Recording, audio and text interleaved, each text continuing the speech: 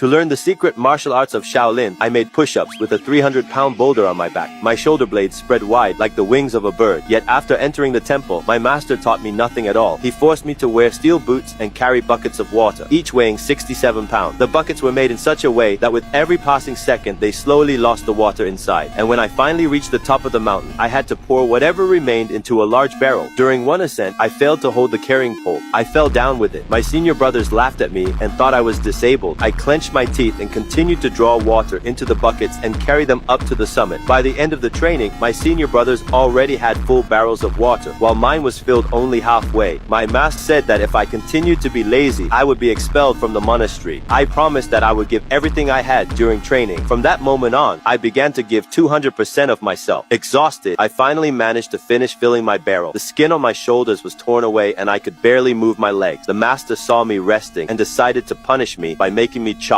firewood. While I was lost in thought, I accidentally noticed a drunken monk passing by. He demonstrated an unnatural balance of the body even while falling. I was certain that he was a hidden martial master. When I tried to imitate it myself, I lost my balance and fell hard to the ground. The next moment, I suddenly noticed two young monks quietly heading toward the back mountain. I followed them carefully until we reached a cave entrance. Inside the cave, an old man was imprisoned. I could tell he was a powerful martial arts master. The young monks brought him steamed buns, but he angrily shouted at them and chased them away. Feeling sorry for him, I picked the buns up from the ground, but he refused to accept any food. Seeing that he still didn't trust me, I peeled off the outer crust of the bun, then offered him the soft inner part. From that moment, he seemed to realize that I wasn't like the other monks who carried bad intentions. He slowly lowered his guard and devoured it eagerly. The old man told me that to come back the next day with some wine. The next day during a meal, I secretly hid a steamed bun inside my plain robe. I also smuggled some wine into a bamboo tube while the drunk monk wasn't paying attention. The old man drank the wine in one gulp and then asked how many years I had been at Shaolin. I raised 2 fingers to show him it had been 2 years, even though all I had done during that time was chop wood and carry water. The old man agreed to teach me martial art. I knelt down and called him my master. From that day on, I secretly brought him steamed buns and wine every day, and in return, he taught me martial techniques. This martial art aimed at deadly vital points, and every move was filled with killing intent. Every strike aimed at fatal weak points, targeting the eyes or the mouth. At that moment, a female monk could no longer stand watching me. She flicked a small stone that struck the back of my hand. I immediately chased after her, dropped to my knees, and begged her to teach me. However, she urged me to abandon this violent way of fighting. She told me about a skill called snake wing 8 steps without asking for anything in return. She poured oil into a pool, carefully explained the key points of training, then leapt inside to demonstrate the snake wing 8 steps. Her feet barely touched the surface, like a dragonfly brushing water. Her upper body swayed smoothly like a snake, while her legs moved with the speed of a swimming dragon. She calmly walked out of the pool without her clothes getting wet. I took a deep breath and jumped in, but instantly slipped and fell hard. I stood again, yet my balance failed and I crashed onto my back once more. I followed the monk's advice, practicing simple tasks like carrying water and chopping wood on the mountain, which made mastering the footwork much easier. I eventually learned the snake wing 8 steps through nightly training. I continued visiting the old man in the cave. We used bamboo to build a practice dummy. At first, I could barely keep up, but little by little, my reactions improved. I combined the teachings of the old man and the monk, keeping their strength and discarding their flaws. When my skills were fully refined, I said goodbye to the abbot and prepared to leave the mountain. But I had to pass through the wooden man alley first.